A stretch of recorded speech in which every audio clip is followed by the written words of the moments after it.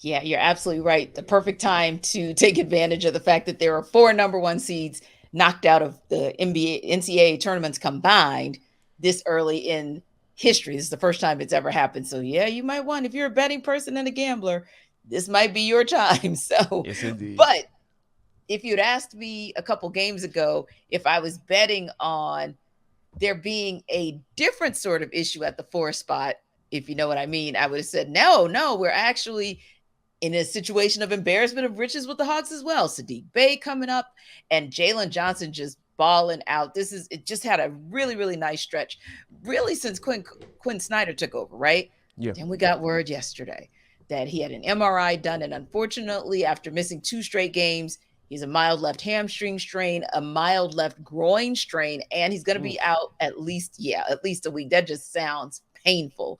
So you look at what he brought to the table, and if you look at that small sample size of about 5 games, he was averaging 5 points per game, but that's not the important part. The important part is 42% from the field. He was taking quality shots. And the other piece Mhm. there is the rebound number just kept going up. And then the third piece, Jarvis, is you can't always tell it in the stat line, but he was giving the Hawks some necessary defense on the perimeter, which really made me Yes. think to myself, oh dear, what does this mean for the Hawks as they fight for their playoff lives and fight to stay in that 8 spot in the East? I think you're going to take a little bit of a hit, right? Because when you Yeah. think about, Mr. Microphone, he's Jalen is doing what Mr. Microphone. But for those you don't know, that's John Collins.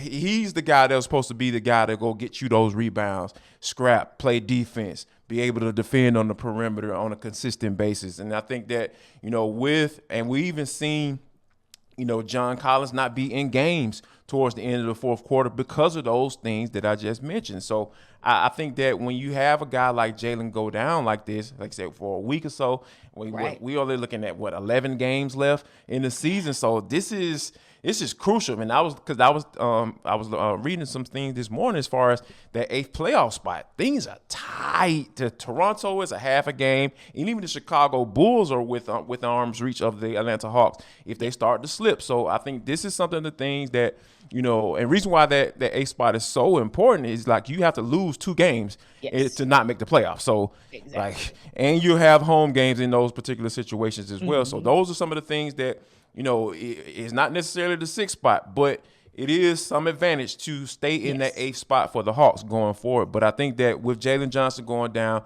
you're gonna look to a guy like Sadiq Bey to step his game up some more.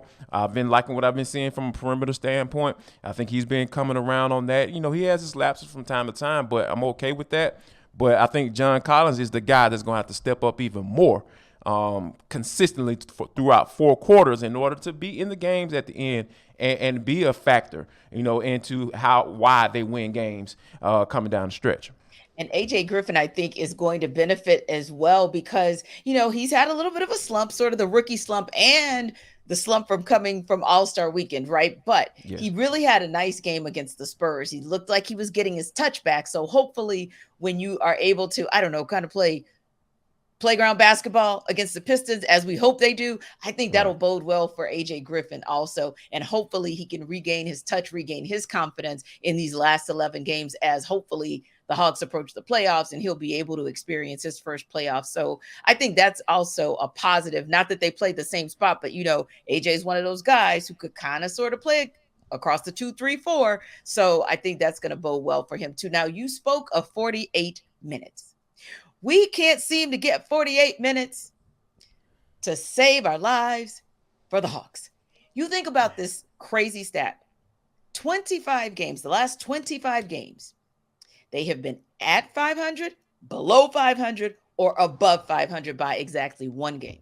25 straight games. You don't know if they're going to be even, Wow. up one, or down one. That's crazy. That's a crazy stat. And it speaks to it's a macrocosm of the microcosm we saw in the Spurs game of the Jekyll and Hyde that this Good team is. Lord. Yes. It is. So you think about this, and the good news is this: they've played the Pistons 3 times this season. Beat them by 5 points in the first game. Beat them by 24 points in the second game. Beat them by 25 in the last game. And when you look at their injury report, forget Cade Cunningham. It's like their injury report is like the walking wounded. So there's no reason that the Hawks should lose this. Right? I mean, this should be a get back right game. Or do you think, my goodness, that it's going to be a can't get right game? I mean, as far as especially coming off Sunday, like I've stripped myself of all the expectations from Atlanta Hawks. Like whoever, like they can be playing the doggone the process 76ers when we knew the for Rockets. a fact they were trying to lose. Yeah. And the Houston Rockets, like when they just lined up everybody on the roster. If you over 20 years old, you can't play for us. Right. And, we're trying to get a number one pick next year. We're trying to get all the lottery balls. But it just doesn't matter with this team. Or they might come out against the Boston Celtics and run them to the fourth quarter and then lose the game by 3 points. That's just how this team has been. So, but with all that being said, like you, for those things you just mentioned, there's no reason why they shouldn't win this game. Yeah. Am I expecting them to win this game? Hell no. Right. No, I agree. Absolutely not. Absolutely not. I am not expecting them to win this game. I'm not going to even do that to myself for the rest of this season. You're going to preserve your mental. I'm going to preserve my mentals and take care of my chicken, like my main man Marshawn Lynch said. Yeah. So I don't think that the Hawks should have any issues beating this team. I just think that, it's all about locking in. Yeah. Because that's the only way you're going to be consistent. If you lock in on defense and create off of that offensively, because you have the weapons. Like, it's not like, we don't have anybody who can score the ball. Yeah, you do. It's just like it all starts on that defense inside of the court. Yes. And I so love what Quinn Snyder said after Sunday's game. I thought it was a real important thing because it's a mindset, right? Right. He said, listen, this is the NBA where every team has moments where they lapse. But what you're looking for is maybe a 4-minute lapse. And these are his words, a 4-minute lapse or a 6-minute lapse. That's understandable.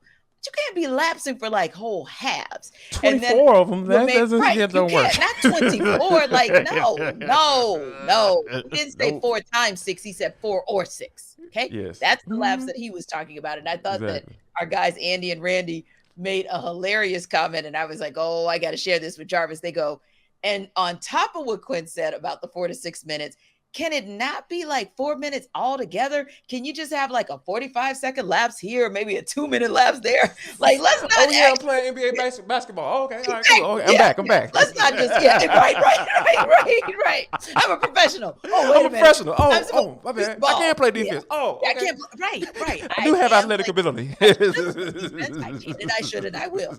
Yes, those are moments. Or wait a minute. Positive affirmations. Right. I'll make when it comes to the Hawks. Yeah. Like if they throw on, a song that you like, because sometimes you'll see the guys, kind of drifting off because they're dancing in their heads, and then sometimes they actually dance for real. Okay, that's your 45 seconds to tap out.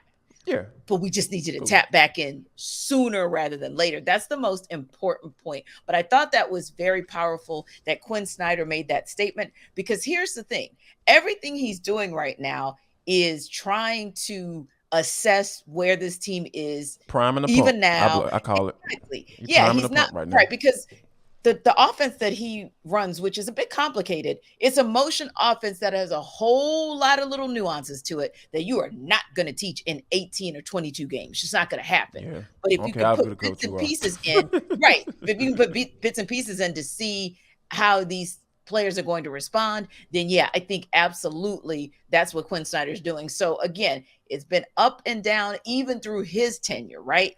But you got to remember that he is still he's implementing philosophies, right? And when he makes those kinds of statements, he knows that there are listeners, as in listeners on his team. So I look to see, I'm actually going to pay attention to that and hope to talk about it tomorrow, Jarvis, whether or not I could see stretches of time, more than 6 minutes, that were actually like, oh God, they tapped out, they checked out. Oh dear God. But what you don't ever want to check out on is Locked On Sports Today, because you're going to miss something. You could miss where Aaron Rodgers is finally going to land, or you can miss if somehow the Falcons miraculously tip their hand and say, we're going to draft an edge rusher named Jalen Carter or Will Anderson or somebody like that. You never know.